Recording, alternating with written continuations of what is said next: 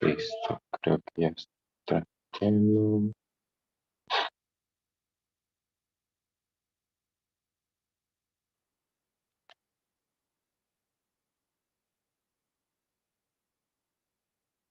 Ok. Bueno, la clase de hoy vamos a continuar con el campo eléctrico. Bueno, de hecho, hoy pienso concluir con este tema ya. Vamos a revisar dos tipos de problemas. Un problema que tiene que ver con distribuciones continuas de carga, que dejamos empezado ayer, o bueno, al menos mencionamos más o menos por dónde iba la cosa. Y luego vamos a ver un ejercicio sobre movimiento de partículas cargadas en un campo eléctrico uniforme. Voy a empezar ya porque necesito bastante tiempo. Ok,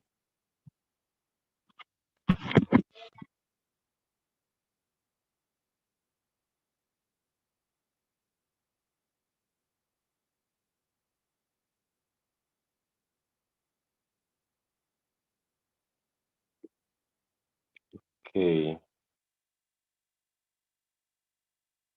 Bien, entonces teníamos este problema que dejamos pendiente ayer para revisar hoy. No sé si alguien lo intentó hacer, si alguien tiene alguna noción o que nos pueda contar más o menos qué fue lo que pensó o qué fue lo que hizo sobre este ejercicio.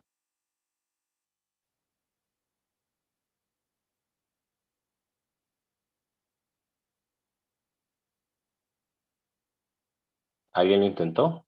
Hay algo que vi es que hay que definir dos diferenciales, ¿verdad, Lick?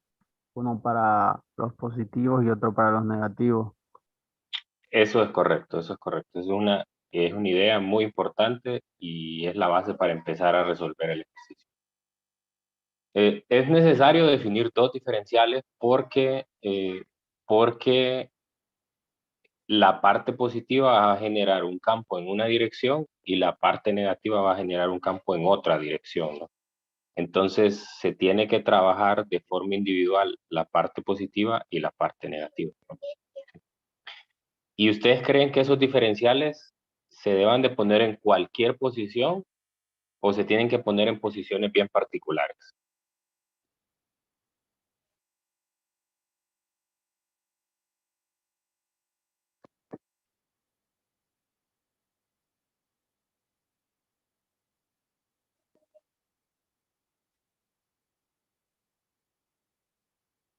Ok, entonces vamos a ver. Para este problema es muy importante, voy a poner mejor la imagen más grande.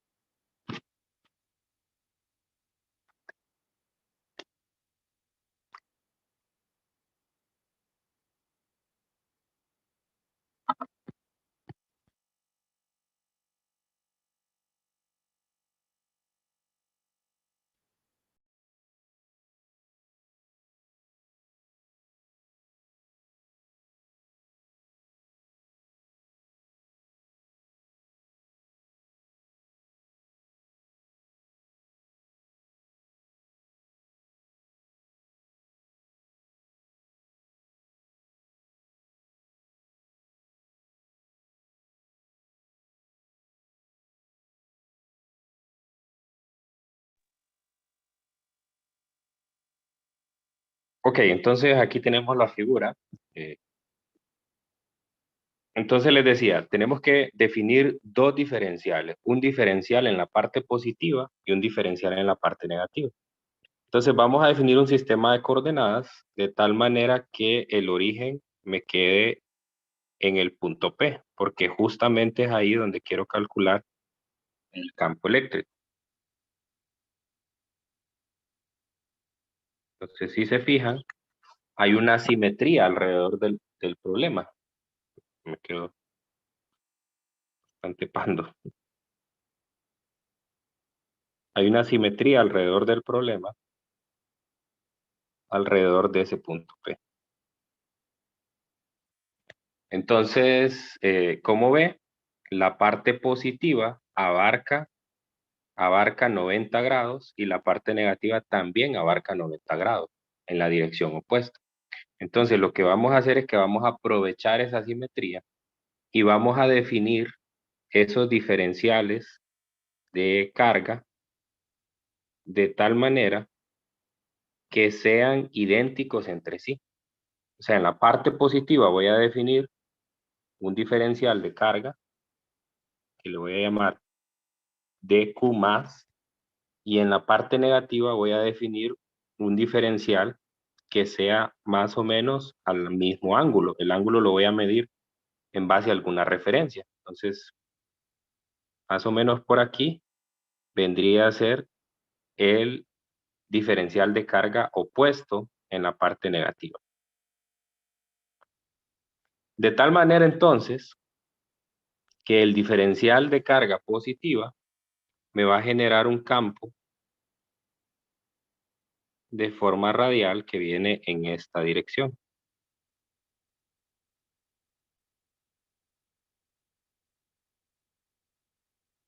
Y a este sería el campo generado por el diferencial positivo, y el negativo me generaría un campo aquí, pero un poco más largo, porque me coincide aquí con el R. Ok, entonces aquí tendría el diferencial de campo negativo. Y lo que noto es que aquí puedo definir un ángulo también, que es el ángulo, o sea, yo tengo que definir una referencia para medir los ángulos. En este caso lo voy a hacer de tal manera que el ángulo se va a medir. Quiero ver si el positivo o negativo. Tendría que medirlo. Ah,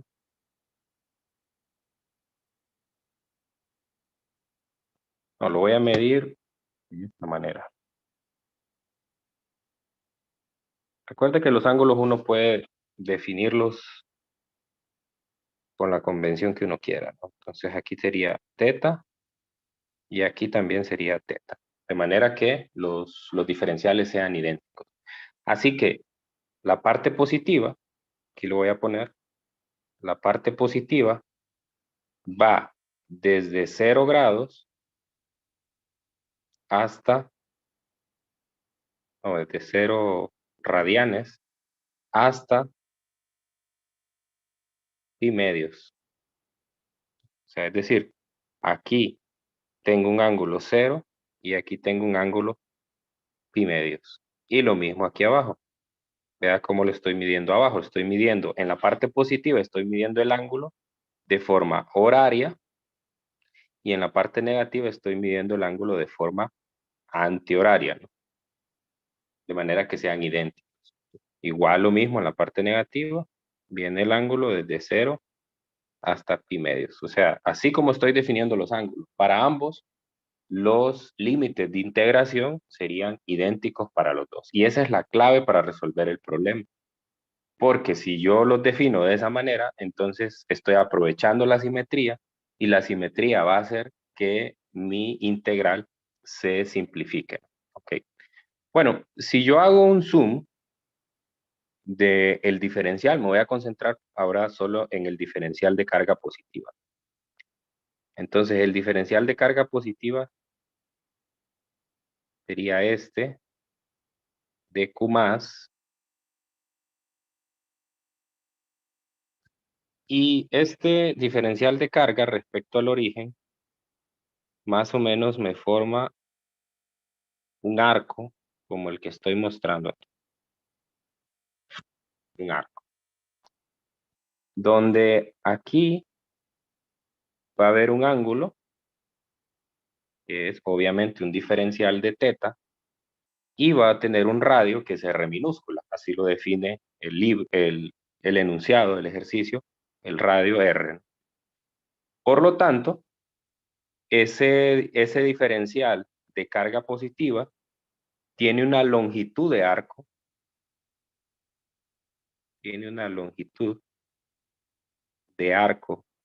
que se puede definir usando la trigonometría como un diferencial de S. Y recuerdan que la definición del arco es el radio por el ángulo. El radio por el ángulo, ¿sí? Entonces, quiere decir que para la parte positiva, igual para la parte negativa se puede definir exactamente lo mismo, no cambia nada. Entonces, se puede decir que aquí estoy definiendo la longitud de arco y por lo tanto, entonces, que lambda está dado por la expresión general, recuerdan que era el diferencial de carga o la derivada de Q con respecto a la longitud. En este caso, como lo que yo tenía inicialmente era una varilla horizontal y la varilla se ha doblado, entonces la longitud está definida en términos de un arco. Así que la variable que debo de utilizar aquí en la derivada es S. No debe ser ni X ni Y, porque la carga no está distribuida alrededor ni de X ni de Y. Entonces, si yo sustituyo quién es el diferencial de S y despejo para el diferencial de carga, entonces me va a quedar igual a lambda por R por diferencial de teta. Y este es normalmente el cambio que usted debe de hacer, el cambio de variable. O sea, si se acuerdan en el cambio de variable, voy a mostrar el cambio de variable que hicimos en el problema de ayer para que usted note la diferencia. El cambio de variable que hicimos ayer fue justamente aquí. Dije yo, el diferencial de carga, aquí, el diferencial de carga es igual a lambda por el diferencial de y, ¿no? Entonces aquí, cuando es un arco, lo que se debe hacer es, donde R, que es el radio, es una constante, ¿no? Porque no va a cambiar en la medida que usted integre alrededor de toda la curvatura. Ok, y ahora procedo de la misma manera que lo hice ayer. O sea, es decir, tengo que encontrar el campo total, ¿no? Entonces, en este caso, yo voy a tener dos contribuciones de campo.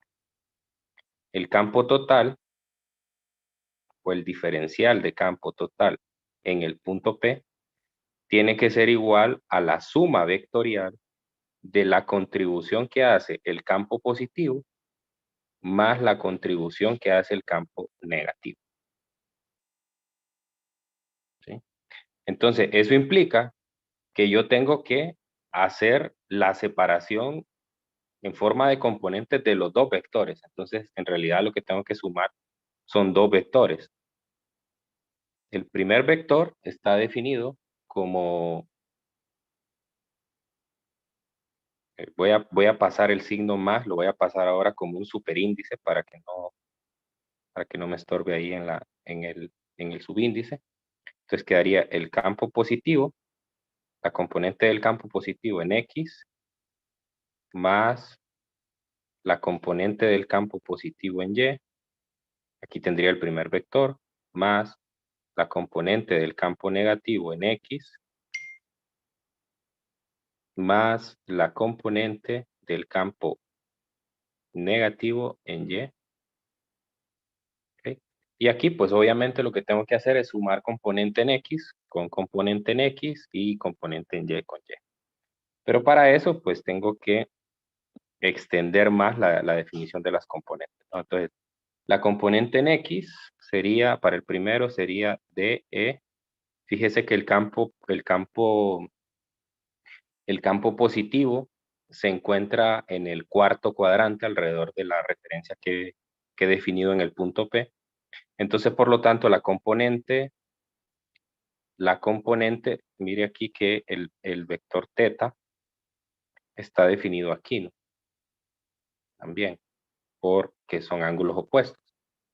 Entonces, si yo uso ese ángulo medido ahí, tengo que poner manualmente el signo de las componentes. Entonces, en este caso, el signo de la componente en X es positivo y el de la componente Y es negativo. Entonces tengo que tener ese cuidado.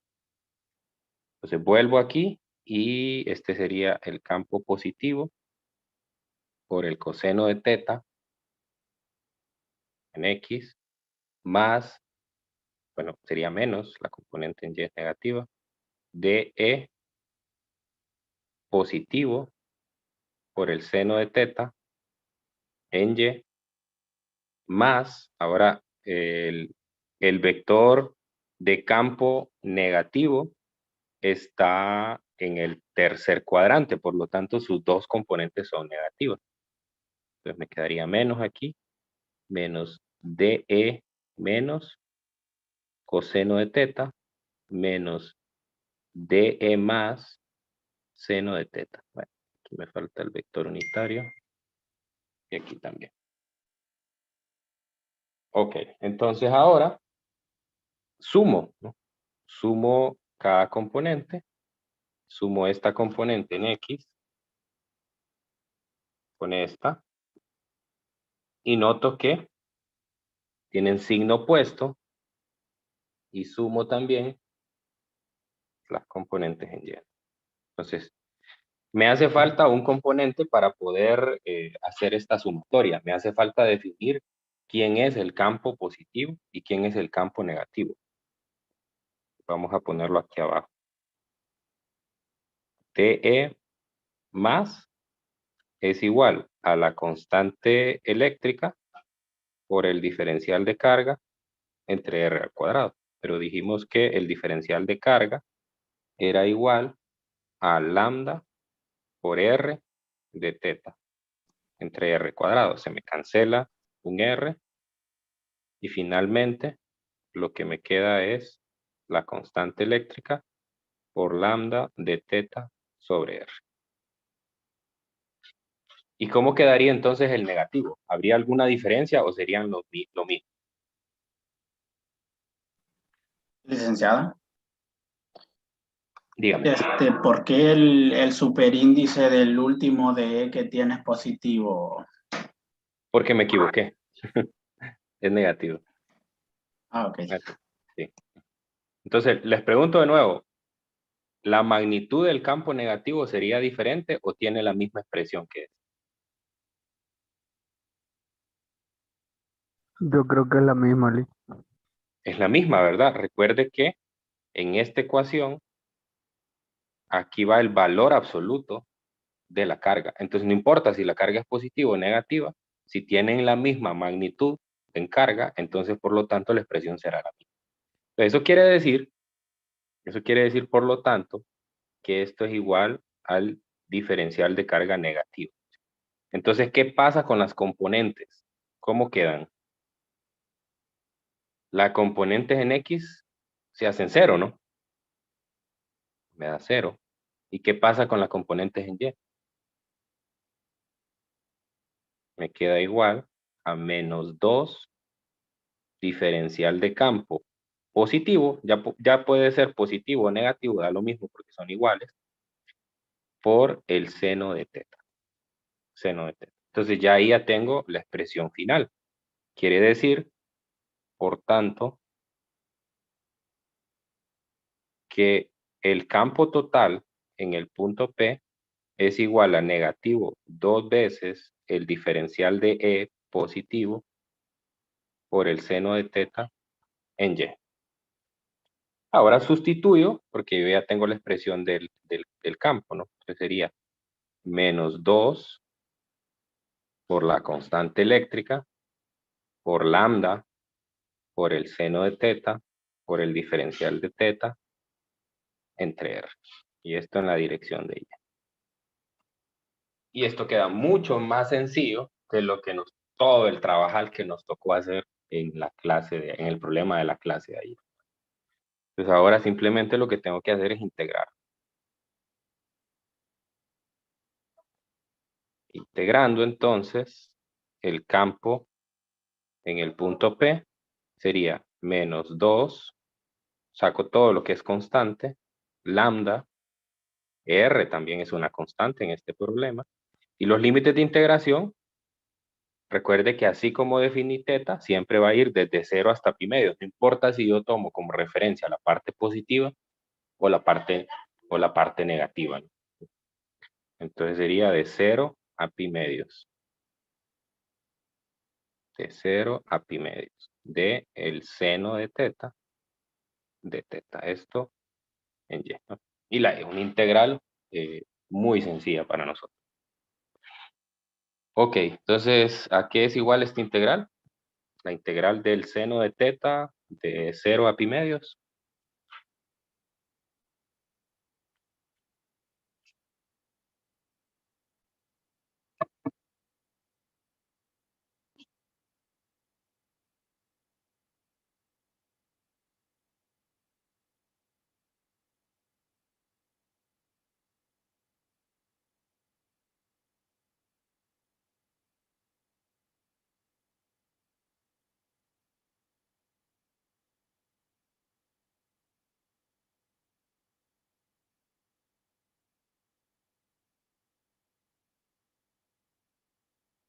A ver, alguien que lo haga por ahí, esa integral.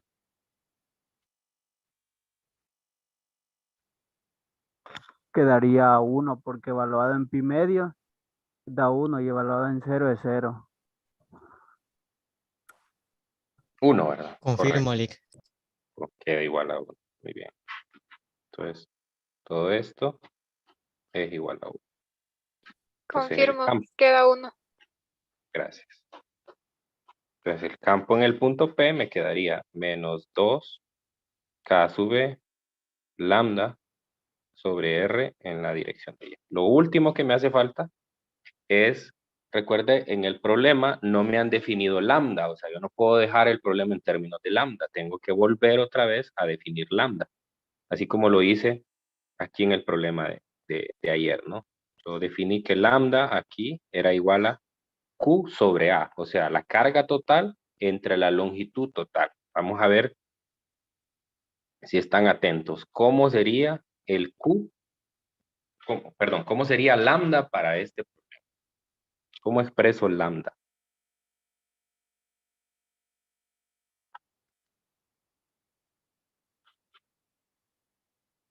Sería de Q sobre ds.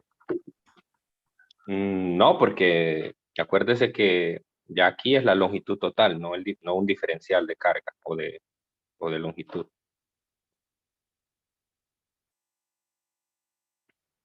Q sobre s. Q sobre S. Sí. Q sobre S. Pero, ¿quién es S? La ¿Cómo longitud expreso total. S? Sí, pero Ah, ese no es un dato del problema. ¿Entiendes?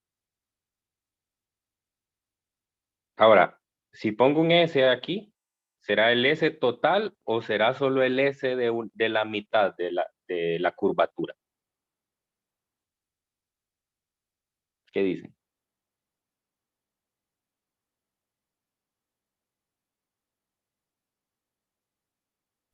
De la mitad. La mitad, Lick. La mitad. ¿Por qué la mitad? Porque el problema yo lo tengo resuelto en términos de simetrías. O sea, yo aquí, si notan, estoy separando en la parte positiva y en la parte negativa. O sea que para esta parte hay un lambda de la parte positiva y aquí hay un lambda de la parte positiva, ¿no? ¿Sí? Ahora, el lambda es el mismo porque el lambda es una cantidad positiva. El lambda siempre, voy a poner aquí la definición de lambda. Lambda es el valor absoluto de la carga entre la longitud total, cuando la distribución es uniforme. Entonces, nunca lambda puede ser negativo, o sea, siempre se pone el valor absoluto de la carga. Entonces, aquí, como el lambda de la parte positiva y el lambda de la parte negativa están definidas en términos de Q, entonces el lambda de la parte positiva es igual al lambda de la parte negativa. ¿Por qué? Porque el valor absoluto de la carga es la misma para ambos. Es la misma para ambos. Entonces, ¿cuál sería entonces la expresión final?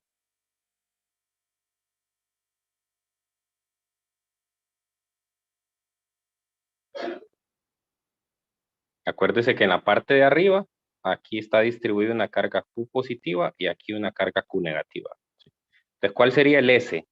Entonces aquí puedo poner ya sea el S del más o el S del menos. O sea, cualquiera de las dos es válida. Entonces, por lo tanto, me quedaría Q sobre S. ¿Y S cómo se define? ¿Cuál es la definición del segmento de arco?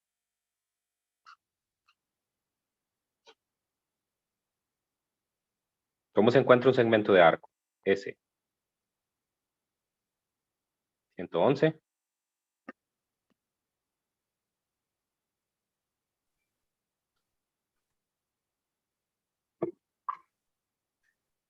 ¿No se acuerdan? Radio por ángulo. El radio, en este caso, sería, ¿cuál es el radio? R. Para ambos es el mismo. ¿Y cuál es el ángulo? ¿Cuál es el ángulo?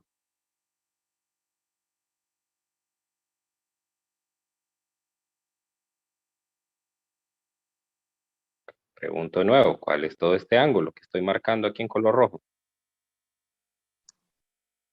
90 grados. 90 grados. ¿Y lo puedo poner como 90 grados ahí? ¿O tiene Pi que ser en medio. radianes? Siempre tiene que ser en radianes. Pi medios. Pues, por lo tanto, lambda es 2Q pi R. 2Q pi R. Entonces lo voy a sustituir ahí abajo. Me queda menos 2K sub B 2Q pi R sobre R. Entonces, ya simplificando, me va a quedar menos 4K sub B por Q pi R cuadrado.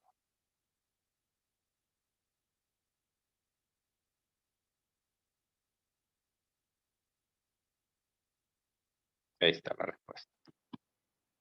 Entonces, vea, un problema más corto que el anterior. Sin embargo, conceptualmente tiene más contenido porque hay que utilizar bastantes conceptos de la simetría del problema. Personalmente, yo considero que lo más difícil del problema es la primera parte, donde uno define cómo tienen que ser los ángulos. Entonces, mi consejo, siempre que resuelvan problemas de arcos, o a veces hemos puesto no el semicírculo, tal vez hemos puesto solo un cuarto del semicírculo, o quizás ponemos menos todavía. Entonces, siempre definan los ángulos tal cual los he puesto aquí yo. O sea que el eje que pasa por el centro de la curvatura, de ahí se define el ángulo. O sea, teta para arriba y teta para abajo. Y que obviamente una parte de arriba, la parte de arriba tenga el mismo ángulo que la parte de abajo. Así, entonces, este diferencial de carga positiva es idéntico al diferencial de carga negativa. Que si yo no tomo diferenciales de carga idénticos, o sea, que no estén al mismo ángulo respecto de mi referencia, entonces no me va a aparecer este paso de abajo donde estoy mostrando que desaparece la componente en X positiva y la negativa se convierte en el doble. Y esto lo podemos comprobar en el simulador. Siempre utilicen los simuladores para comprobar cosas. Algunos simuladores como este de FED que es completísimo. Obviamente no es tan fácil poner las cargas así como queremos, ¿verdad? Pero se puede. Generamos aquí más o menos un arco. Vamos a ver si nos sale.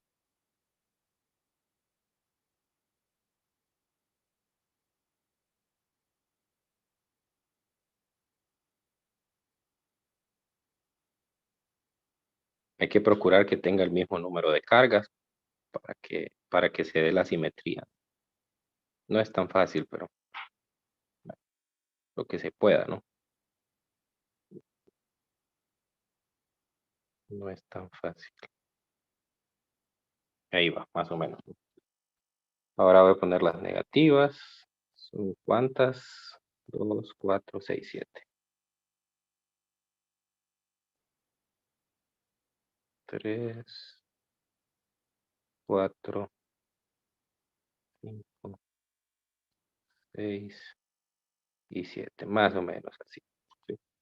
Entonces, en el centro de la curvatura, que es aquí, pues vea que el campo, obviamente que no lo voy a hacer de forma perfecta, porque pues poner las cargas así tan simétricas no es tan fácil, ¿verdad? Pero por lo menos ahí se logra ver que el campo está dirigido prácticamente solo en Y. Si hubiera puesto de forma perfectamente simétrica para formar un semicírculo, entonces me hubiera dado muy bien el vector en Y. Entonces ahí más o menos uno tiene una comprobación de lo que acabamos de hacer, que el vector de campo está solamente dirigido en Y. Ok, cuéntenme si tienen alguna duda sobre este problema. Problema muy bonito, muy bonito. En caso de que hubiéramos definido los ángulos de otra forma, licenciado, siempre se hubiera llegado a la misma respuesta. O sea, de no hacerlo como lo hizo usted buscando la simetría. Sí, debe llegar a la misma respuesta.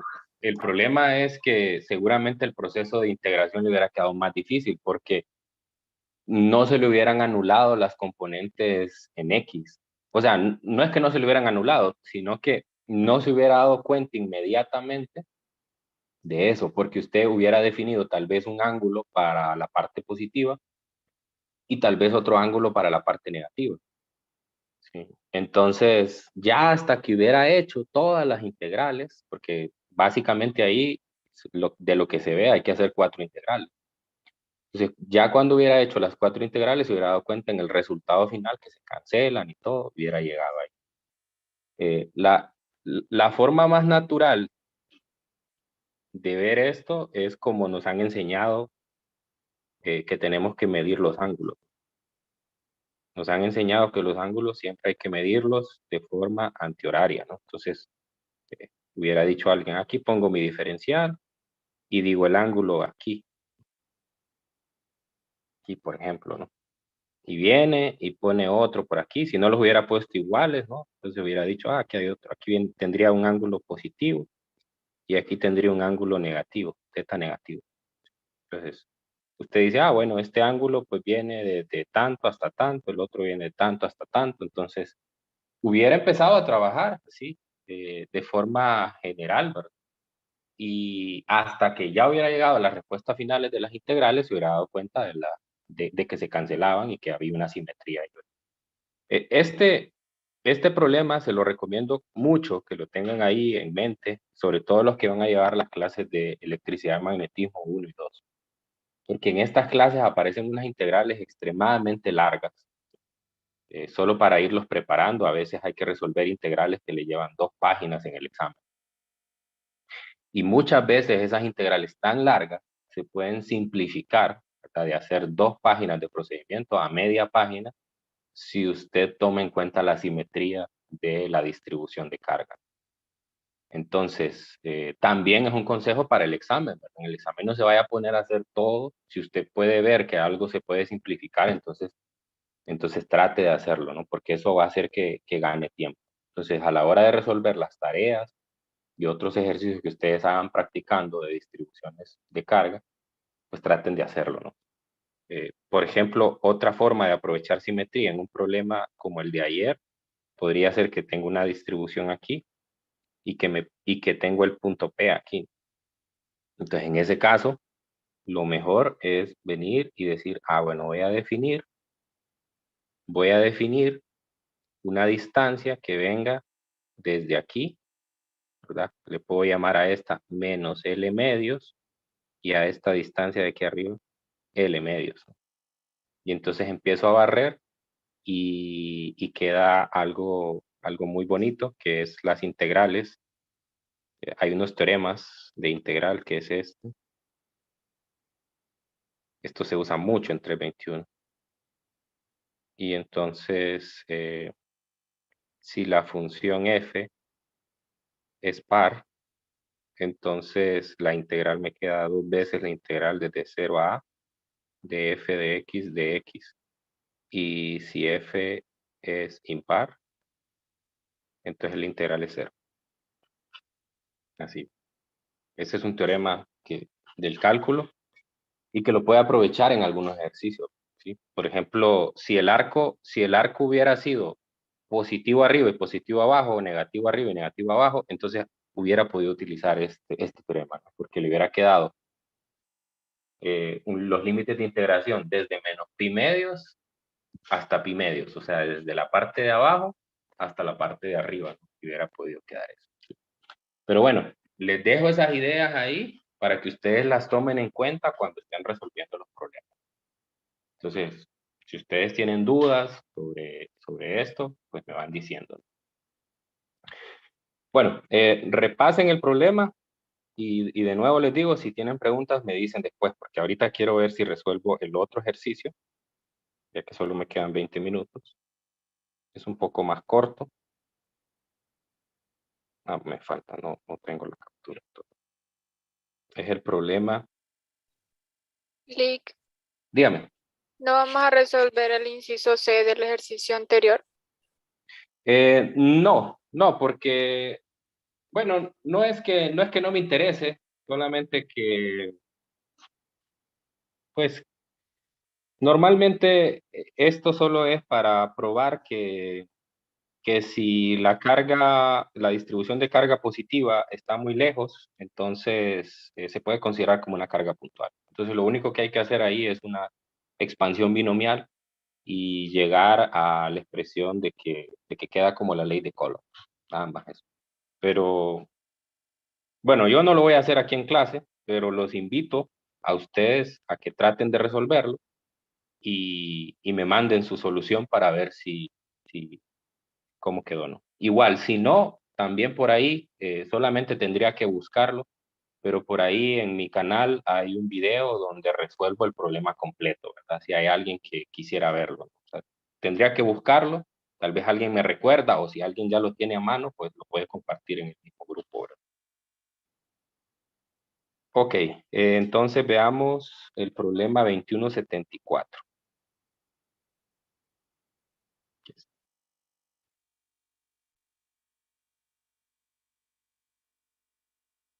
Ok, en este tipo de problemas, nosotros lo que tenemos que hacer es recordar un poco sobre cinemática.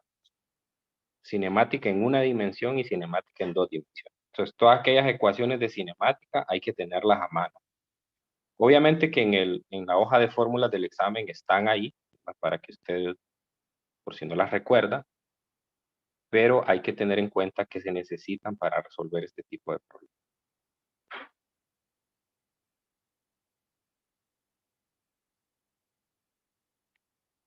Ok, entonces, ¿cuál es el espíritu de estos problemas?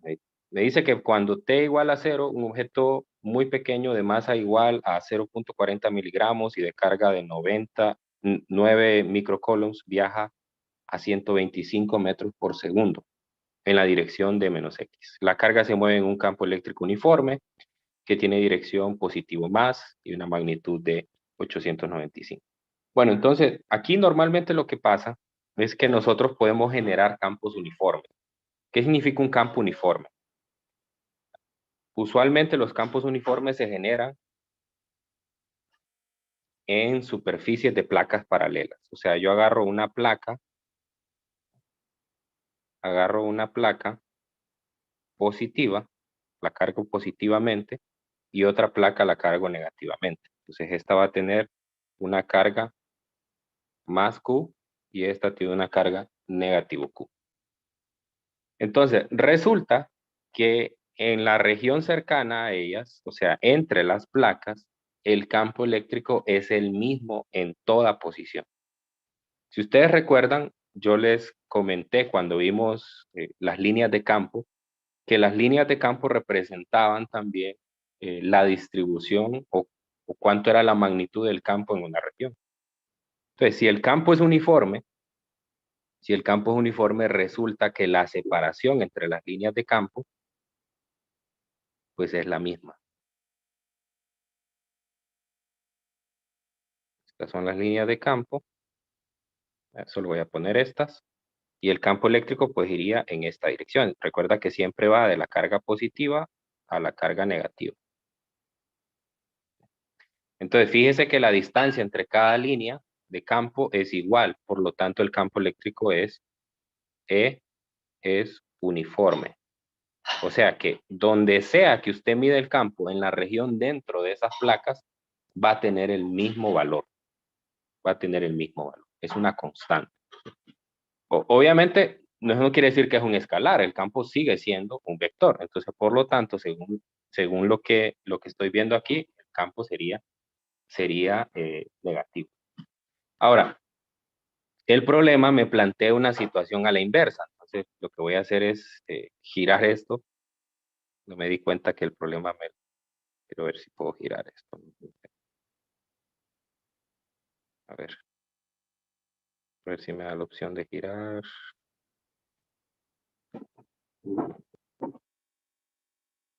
Creo que no. Pero sí puedo cambiarle de color. Entonces esta tendría que ser negativa y esta tendría que ser positiva, según lo que me plantea el problema. Entonces eso quiere decir que esto vendría para arriba. Así. Y aquí sería menos Q y aquí más. Okay. Porque vea que en el problema me dicen la carga se mueve en un campo eléctrico uniforme que tiene una dirección de positivo Y, así como muestro ahí. Y tiene una magnitud de 8.95. Esto quiere decir entonces que el campo eléctrico vendría como vector así. 895 newtons por coulomb en la dirección de Y. La dirección. Ok. Entonces me dice que cuando el tiempo es igual a 0, un objeto muy pequeño de masa igual a 0.40 miligramos y carga de 9 microcoulomb viaja a 125 metros por segundo en la dirección de menos X. O sea que voy a poner aquí una carga positiva. Vamos a ponerla por acá. Que va viajando hacia acá con una velocidad. Entonces, ¿qué le va a pasar a la carga cuando entre a la región de campo eléctrico uniforme? La carga, así como un proyectil en un campo gravitacional, se desvía su trayectoria. O sea, la carga viene viajando en forma horizontal, pero cuando entra a la región, pues se ve atraída, porque debía haberlo hecho un poco más abajo. No, un poco más abajo para que me dé más espacio de escribir. Ponerlo allí. Entonces, lo que le pasa a la carga es que se ve atraída, como es una carga positiva, se ve atraída por la placa negativa y se ve repelida por la placa positiva. Entonces va a venir así, trayectoria. Obviamente que es una trayectoria que estoy asumiendo, ¿no? Porque no sé si va a chocar a la otra placa, no sé si la atracción sea tan grande que haga que choque contra esa placa o si solamente va a haber una pequeña desviación. Entonces, este es un problema bidimensional. Quiere decir que inicialmente la carga tiene unas coordenadas X sub 0 y Y sub 0 y finalmente aquí, cuando ya vaya a chocar con la otra placa o en un punto cualquiera por ahí, va a tener unas coordenadas X, Y. ¿Sí? Ok, entonces me dice, ¿se puede ignorar la fuerza gravitacional sobre la partícula? Me pregunta, ¿a qué distancia se encuentra la partícula del origen cuando ha pasado 7 milisegundos? Entonces, para no prejuiciar el problema, voy a poner que ese punto es un poco por acá, sin decir que chocó. Entonces, tengo esa trayectoria, un punto inicial al que se encuentra, después la trayectoria se desvía y después de haber pasado los 7 milisegundos, se va a encontrar en otra posición final y tengo que encontrar cuál es esa distancia a la que se encuentra. Entonces, por lo tanto, lo que me está pidiendo es un vector R, voy a poner mejor con esta herramienta, que va desde la posición inicial hasta la posición final. Ese vector R es igual a la raíz cuadrada de la posición X más la posición Y cuadrada. Entonces, ¿qué es lo que tengo que hacer? Para resolver, para encontrar R, tengo que encontrar X y Y.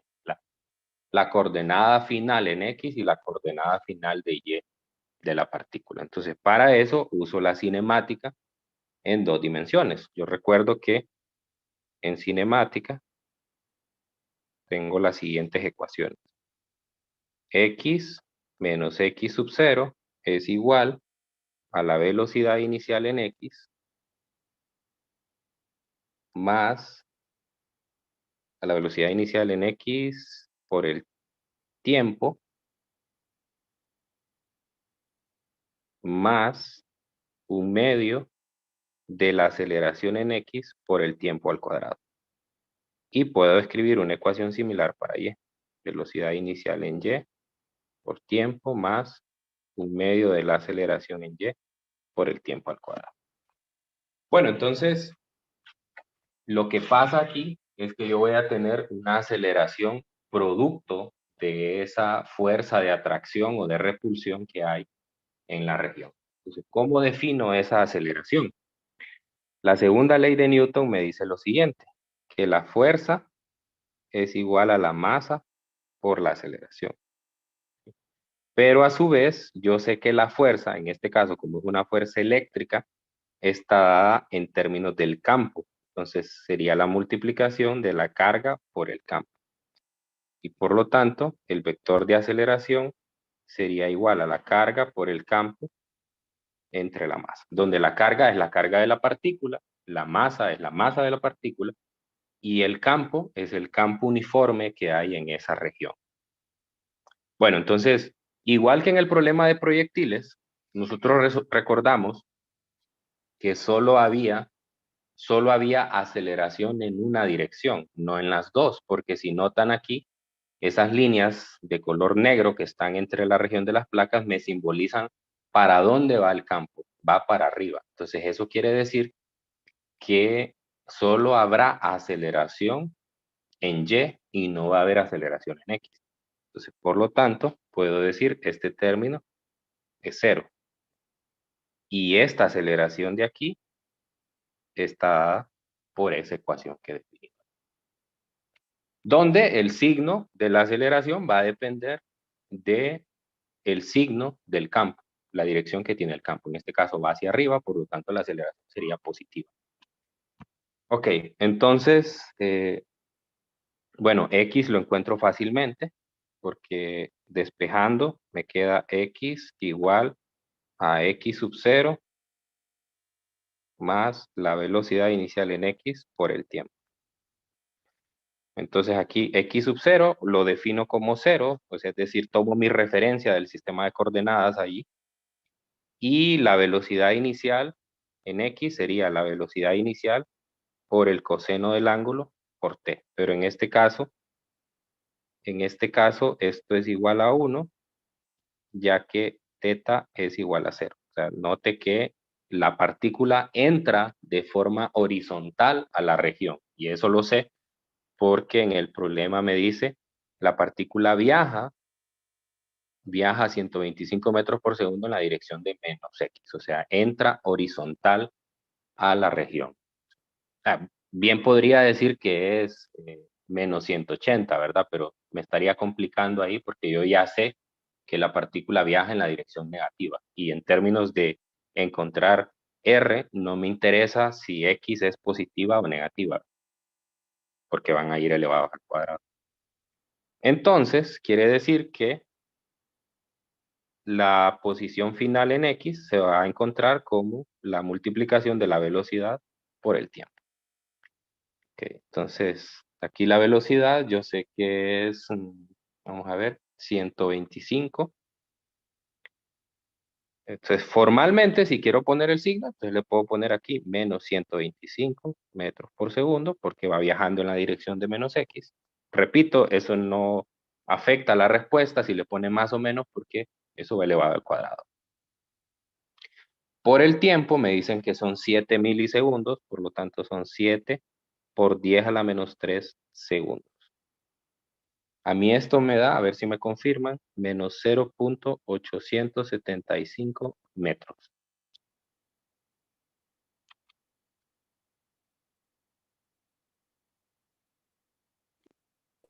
Confirmo, Lick. Ok. Ahora hago lo mismo para Y. La diferencia en Y es que aquí quien se cancela es el término de la velocidad inicial en Y. Pues, ¿por qué? Porque otra vez el θ es igual a 0, pero lo voy a escribir aquí abajo para que quede más claro. Queda Y igual a Y sub 0, más la velocidad inicial en Y por tiempo, más un medio de la aceleración en Y por tiempo al cuadrado. Entonces, este es 0 porque es la referencia. Pero el segundo es 0 porque esto es igual a velocidad inicial por el seno de θ por t. Pero θ es igual a 0, entonces el seno de θ es 0. Pues también esto es 0.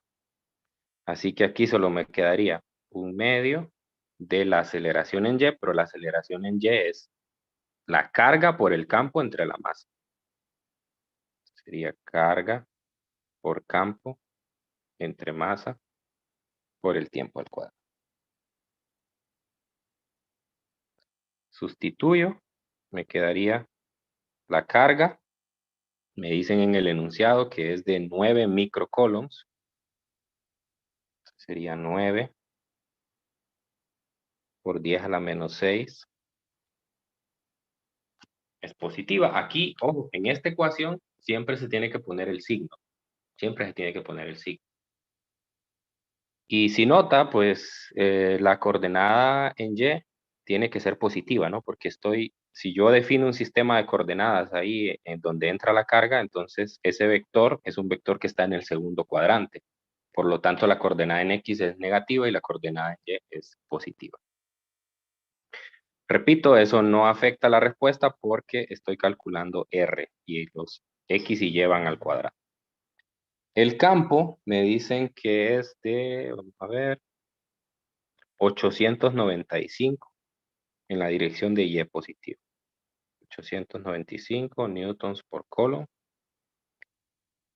entre 2 veces la masa. Y la masa me están diciendo que es de 0.40 miligramos. 0.40 por 10 a la menos 3. Bueno, tendría que convertirlo de miligramos a gramos, ¿no? ¿Cuántos son 0.40 miligramos en kilogramos? 0.40 kilogramos.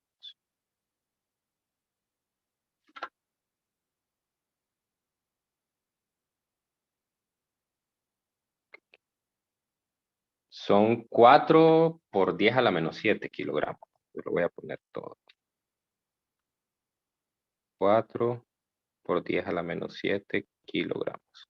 Y me falta el tiempo. El tiempo son 7 por 10 a la menos 3 segundos al cuadrado. Muy bien. Entonces, eso a mí me dio, confírmenme, eso a mí me dio negativo. Bueno, no negativo. Aquí no sé por qué le puse negativo, pero no debería ser negativo. Sería 0.493 metros. Confirmo, Lick. Ok, gracias. Bueno, entonces ahora, en el último paso, solo tengo que calcular R. 0.875 metros más 0.493 metros al cuadrado. Y eso me da aproximadamente 1 metro.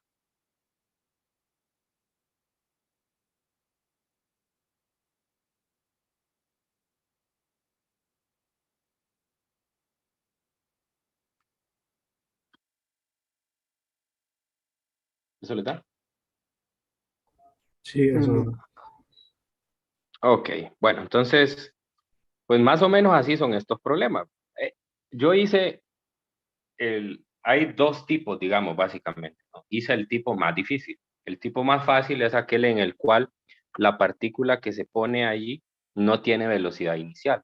Si la partícula no tiene velocidad inicial, entonces el movimiento será solamente hacia arriba o hacia abajo, depende del signo de la carga. Entonces, en ese caso, las ecuaciones de la cinemática se simplifican de una manera increíble porque es un movimiento unidimensional. Aquí hice un movimiento bidimensional. Entonces, traté de mostrarles el ejemplo más difícil, entre comillas, ¿verdad? Cuando tenemos movimiento en 2 dimensiones. Entonces, lo primero que uno debe de hacer es siempre definir la aceleración. La aceleración va en función de para dónde van las líneas de campo. Pues en este caso el problema ya me decía que las líneas de campo iban hacia arriba. Entonces eso quiere decir que la aceleración que va a sufrir una partícula positiva es hacia arriba. Sin embargo, si yo cambio la partícula y le cambio el signo, fíjese ahí en la ecuación de aceleración que me quedaría con un signo menos. Entonces la aceleración que sufriría una partícula negativa sería la contraria a la de aquí. No se aceleraría hacia arriba, sino que se aceleraría hacia abajo. Por lo tanto, la parábola que generaría sería ya no cóncava hacia arriba, sino que cóncava hacia abajo. Eso hay que tener cuidado. Y después uno plantea las ecuaciones de cinemática de acuerdo a lo que le pidan. A veces piden velocidades finales, a veces piden tiempos, a veces piden distancias. Entonces, todas esas posibilidades ustedes ya las exploraron cuando les tocó en el curso de física anterior resolver problemas de cinemática en 1 dimensión y 2 dimensiones. Entonces, más o menos saben por dónde puede ir la cosa. Ok, no sé si tienen preguntas sobre el ejercicio.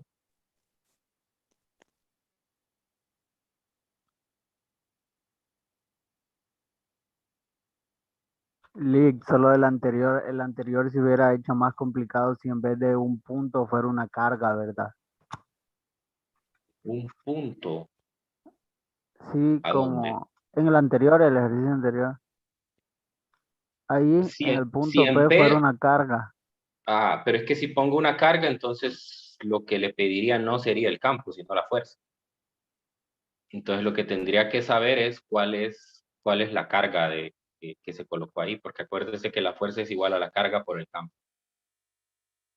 Y así como el inciso B del problema de ahí. Bueno, Sí, esa sería la diferencia. Entonces, recuerde, campo se calcula sobre un punto y fuerza se calcula sobre una carga. Siempre esa es la referencia para saber qué hacer en cada uno. gracias, Lick. Bueno, ¿alguien más?